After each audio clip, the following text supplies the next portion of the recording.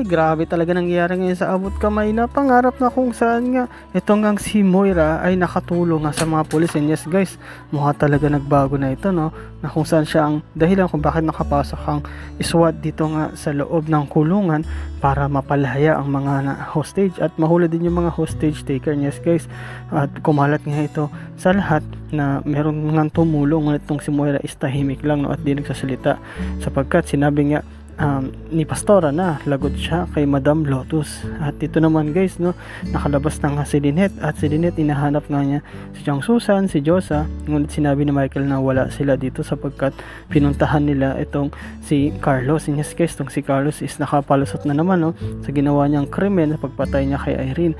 Pero ang tanong is hanggang saan niya kaya ito matatago o baka malaman ito ni Lynette, at pag nalaman yun, yari siya sigurado.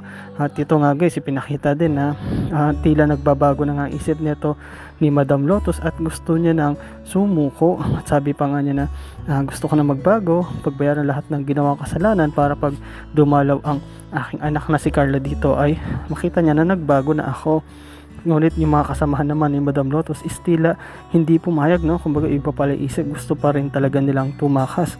Ngunit sabi nga nila kay Madam Lotus na, Madam, hindi naman tayo usapan natin, dapat patayin na natin to si Doktora. Ngunit pinagtanggol naman ni Madam Lotus itong si Annalyn na wag, kung gusto niyong tumakas, kayo na lang ang tumakas, wag niyo nang idamay itong si Annalyn o itong si Doktora.